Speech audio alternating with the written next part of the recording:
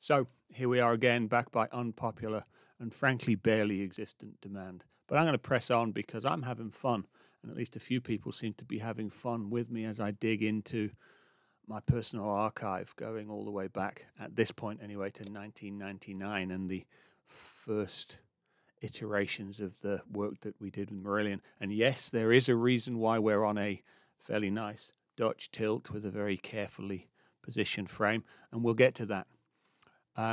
Because what I want to do is I want to take us back to pre-99, or at least I think it was probably the start of 99.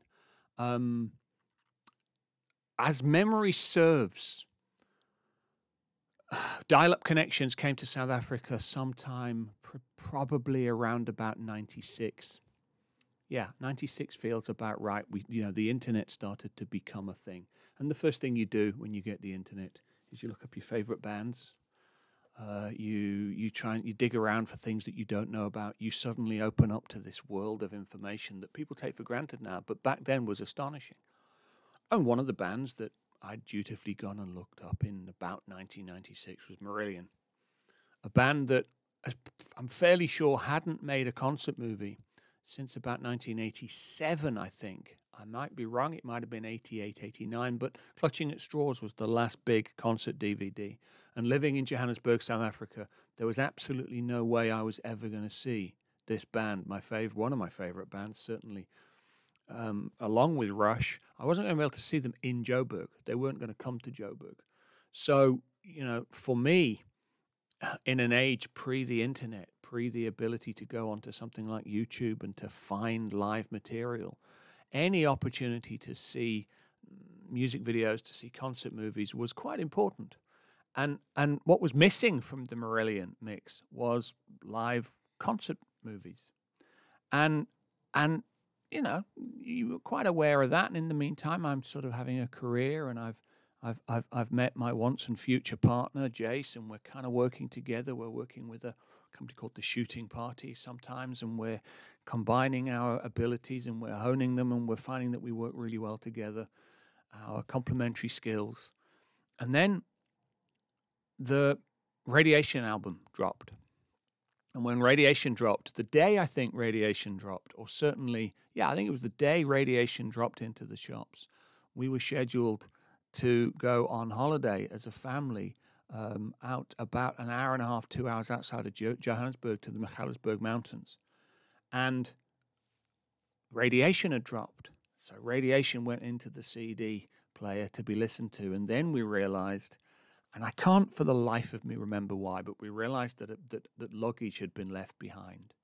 And my partner and I, Jace, had to get in our cars and drive all the way back to Joburg to pick up the luggage, and drive all the way back to the Magaliesberg so we could have this a weekend away. And what a fantastic opportunity to crank Radiation up in the 325 Cabriolet BMW with its flat six, crank it up to the top, blast it out, and listen to this album on repeat there and back. Absolutely loved Radiation. Thought it was amazing. Thought it was something of a sea change for the band. There were so many different sounds and different homages. There was sort of a Beatlesy sound. There was quite a nice rough and ready. There was an awful lot going on in that album, and we loved it. And in the process of that drive, where, if memory serves, I terrified Jace by driving like a lunatic in the dark, because I drive like a lunatic in the dark, we fixed upon the idea of using this thing called the internet and reaching out to this band called Marillion, because we had discovered that they had something of a two-way relationship with their fan base. It was, in fact, possible to reach out and touch them, or at least it seemed to be. So we set upon a plan. We were going to reach out to Marillion. We were going to offer our services as filmmakers. We had, by that time, I'd recently, at the start of 99, I'd made a behind-the-scenes movie about the three tenors performing for Nelson Mandela in Pretoria at the Union Building. We'd both of us worked with various sort of levels of local South African stars and some international people, and we had a bit of a resume. We also knew an awful lot of people that we would be able to bring to the party. And we decided we would reach out to Marillion and offer our services. We were going to suggest that it was high time they made some video and we could do it for them if they wanted the service of two guys that had been their fans since they were 14, 15 years old. And part of the package that was sent was that specific storyboard drawn by my brother. My very talented brother draws a storyboard for Now She'll Never Know. We had this idea for Steve Hogarth in this room on his own for Now She'll Never Know. And the storyboard went, and some showreel material went, and it had the tenors in it, and it had the material made by a guy called Ivan Leathers, a very talented music video director that we would want to work with if Marillion wanted to work with us. And we took this shot in the dark. And I don't remember if we called it a shot in the dark then, but we took this shot in the dark. We fired this message off to Marillion. And I don't remember the entire sequence, but we somehow find ourselves in conversation with Eric Nielsen, the web developer for the band and sort of the road manager, keyboard tech, super talented, young American guy. A Marillion fan himself when he came into the band as a keyboard tech when they toured America on what we later discovered was a fan-funded tour of North America. And it turned out Marillion were doing this 1999 fan convention in Oxford. And no, they didn't want to shoot music videos for Radiation. They'd already released Radiation. They were in the process of making .com. And no, they didn't particularly have any budget or desire to make any of the things we thought they might want to make. Now She'll Never Know would only ever be that storyboard on my wall at last after over 20 years in pride of place. But when we said, you've got these 4 nights in Oxford, we have a lot of favours in the favour bank, and the favours we don't have, we'll hand out markers to get. We have some money in the bank. Why don't we come to Oxford and shoot those 4 nights and see if we can make you some kind of concert movie? And Jace made me, and I don't know where it is, it's probably still packed away. Jace made me a picture later on that had in the center of it Eric's email to us, and it started with the words, "Okay, let's do it." And that launched us off. And we borrowed 2, as I've said before, small DV cams, the very new DV cams, the very newest DV cams. And we used our local contacts in Joburg to use his local contacts in London to organise us a reasonable price on some gear hire in London. And we bought some plane tickets and we hired a car and we drove to Oxford. Well, we flew to Heathrow and then we drove to Oxford and we found our way to the Racket Club at a location between Oxford and Aylesbury. That's about as far as I'm going to tell you because that's known by everybody, but we were pointed at the Racket Club. And these 2 fat guys from South Africa with boxes and boxes of gear landed at the Racket Club. Eric Nielsen and Stuart Every greeted us. "Hey, how you doing? Do you want a cup of tea?" "Yes." "Hey, how you doing?" "Oh, that's the band. Hello, I'm Paul. I'm Jace." "Yeah, I'm Mark. I'm Steve." "Yeah, we know you're Mark and Steve." "I'm Ian Mosley." "Oh, yeah. Right, off you go."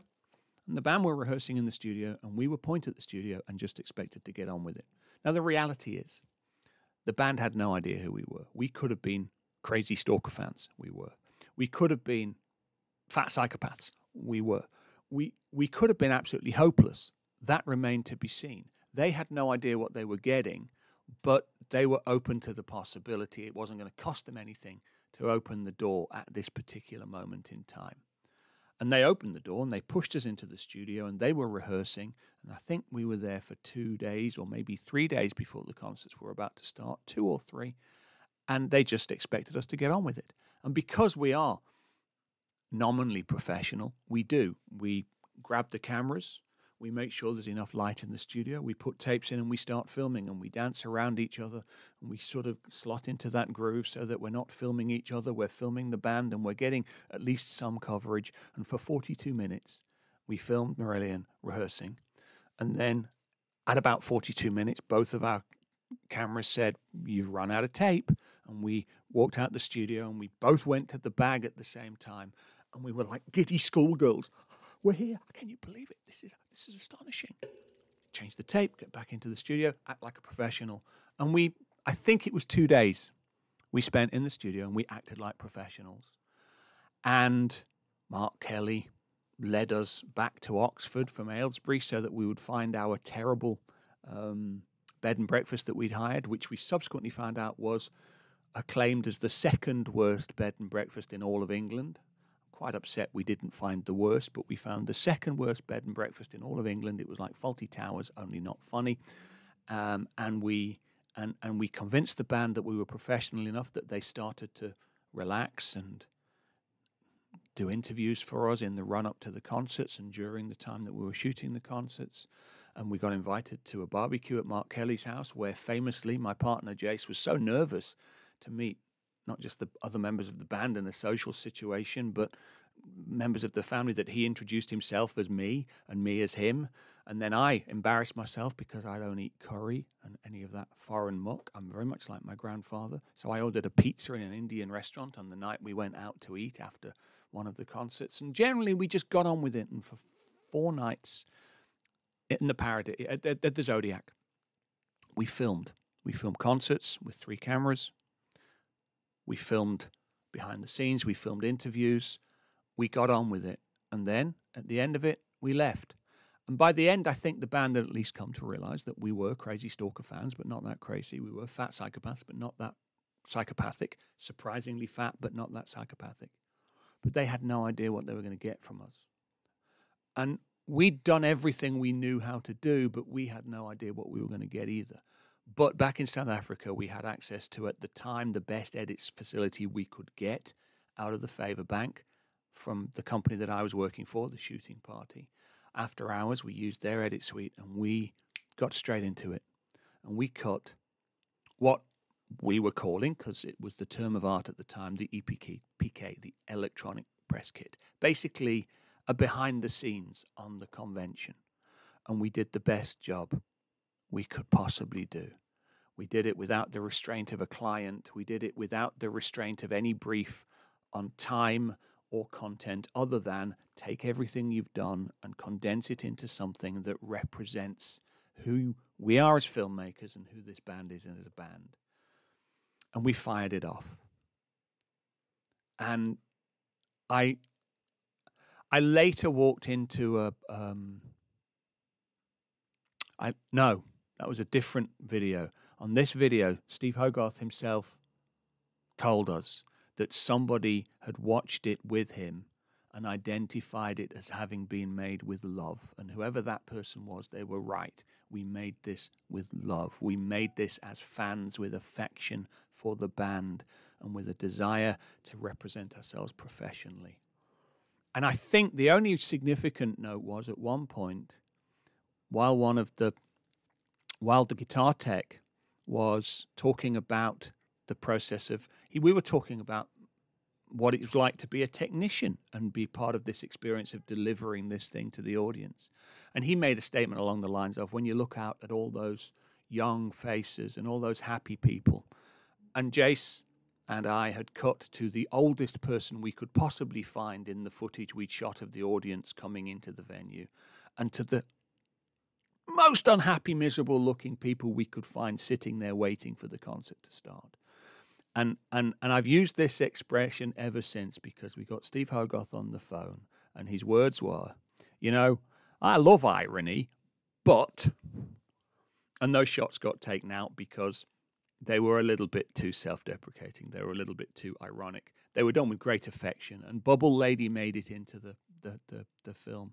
And all the things we loved made it into the film, and we made this EPK, and the Marillion completely bought it. And having bought it, they said, when can we have a music video? Rich is the single. When can we have it? And when can we have a concert movie? And we said, hold my beer. But in the meantime, they had this EPK. And I don't know what they did with it in the world. It exists in some various forms on YouTube, but now I'm going to put it up on my channel for the 8 people here that I think might appreciate it. It's the thing that was the foundational piece of work that led to multiple concert movies and a big documentary and a slice of my life that changed my life, changed my perception of myself as a filmmaker, changed my perception of my abilities, turned the joke of dodgyCam into a real thing, an actual dodgyCam, somebody that could do this as one of the strings on my bow. And it is still to this day, it's hokey. It was made on 20-odd-year-old technology now. Even then, it was made at the edge of what was possible with the technology. But it's still possibly, arguably, one of the best things we've ever done. And it was made with love, and I'm offering it to you with love. And I hope that you enjoy watching it. And I hope to see you again. I might not be on a Dutch tilt next time. You never know. I might, because I'm a filmmaker, and I like this stuff. And I love that. And I wish I'd got to make that movie. But that's a different timeline. In this timeline, this is the Marillion EPK from the .com/radiation era from the 1999 fan convention in Oxford that changed my life for undoubtedly the better. Thanks for watching. Keep the faith, and I'll see you next time.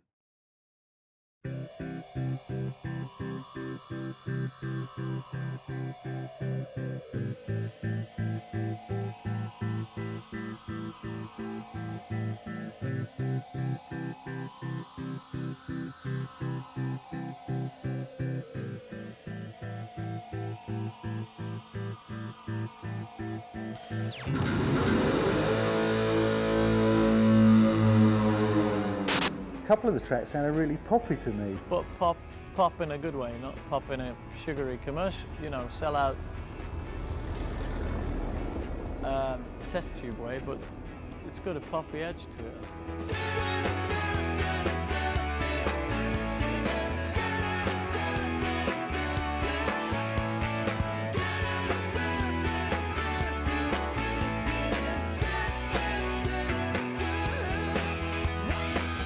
Musically, it's kind of, I'm hoping, and it seems to be, going back to my favourite moments from the 60s and 70s.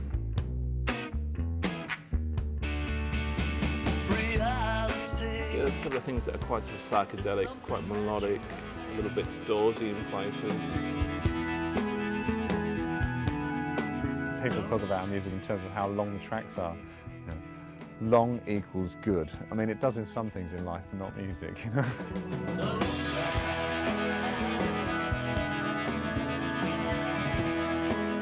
It's quite a happy album, which is quite rare for them. Most of their songs are about death and water. We never plan anything. We don't know what we're doing. God, what the hell was I thinking about?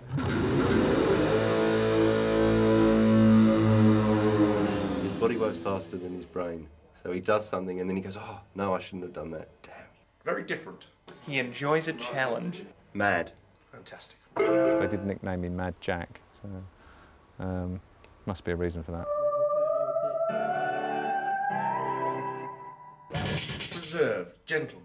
Very funny, actually. I wish I had a little can of Ian that you could just pop open. I was like, oh, it's Ian. It was fantastic. Throughout my whole career, before Marillion, people have said, well, you look like you're bored out of your head, you know. But it's probably, I'm concentrating.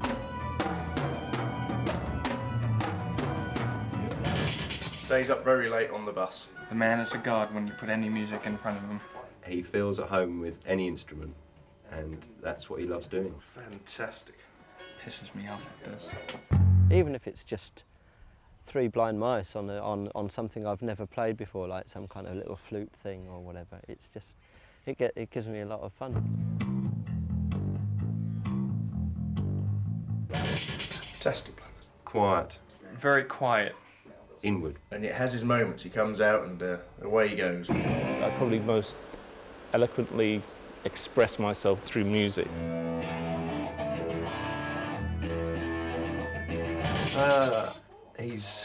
H is fantastic. Very He likes to talk, so that's kind of good. emotional. He, you know, paints his toenails and likes the colour, so decides to paint the toilet the same colour. If everybody on the planet just thought, bollocks, this is what I'm going to do now, you know, and everyone became Jack Nicholson, it would be an amazing place to be, wouldn't it?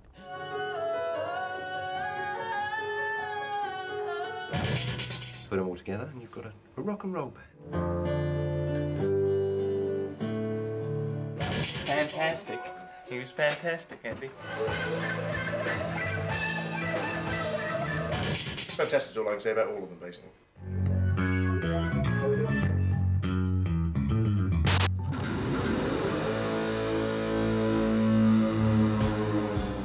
See, I don't think any of us are incredibly talented. I just think we work really well together. I think we've got a chemistry. We're motivated principally by the desire to experiment and diddle about. It's a magic chemistry that occasionally happens between the five of us where There isn't any one person that's running the ship, you know, but it's more a case of It's lots of toing and froing and everybody's below decks until somebody decides to go up and have a look and see where we are. recording miles too much stuff usually. And they goes, oh my God, I'll just turn it a bit to the right, you know, and then they go back down and then somebody else will come up and go, oh, back to the left a bit, you know. And then ending up at the mix, chucking quite a lot of it away.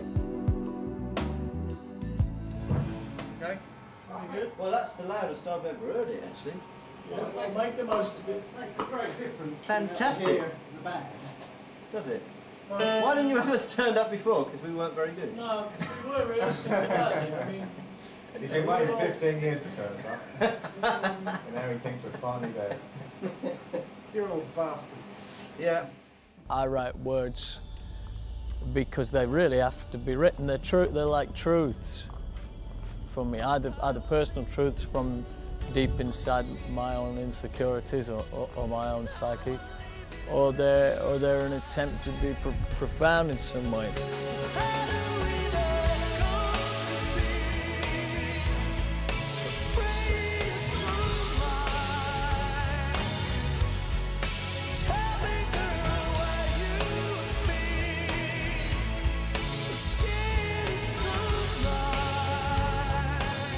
We used to put up barriers, you know, someone might come in with an idea and they'd say, let's try this, and we say, oh, we can't do that. We couldn't possibly play reggae or Latin, or that's too jazzy, or those barriers have been broken down over the years, so now we've got a much broader spectrum. We diversify a lot.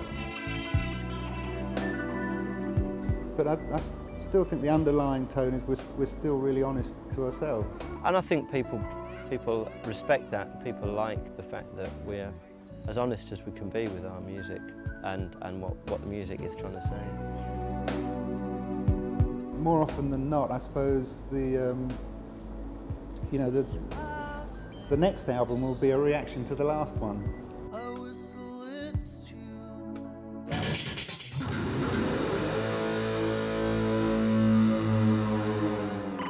When it all comes together and you can look out and you see all the smiley faces of the fans and all the kids who've turned up to the show, the sense of total satisfaction to see people happy. I mean, it's the same 15, 20 people waiting in line from noon every day. And it's the same people you see every other tour at half the shows anyway.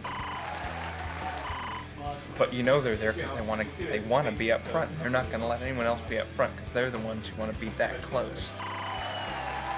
I've been surrounded by a lot of people who've told me that I'm great. It's a pleasant feeling to go to the office when you do that for people. Very pleasant. You know, and there's nothing like that for cheering you up, you know. It's quite a good thing to be told. It builds you up without you even realising it, you know. You come off stage and you feel a little bit more cocky, a little bit more sure of yourself, you know. And Excellent! Excellent! Yeah, front row, Well, pass your tape on. Yeah, okay, yeah. Back row, yeah. Angie, my girlfriend's even said it. She said, you know, when you've been on tour, you change a bit, you know, and it's almost like the nightly injection of, you know, fan worship or people going, yeah, you're great, you know, has an effect on you. 20,000 quid's worth of electronic equipment, but I can't load a dishwasher. Yeah, it's the favourite band in the world. Everyone's just so in love with the music. I mean, it's that simple.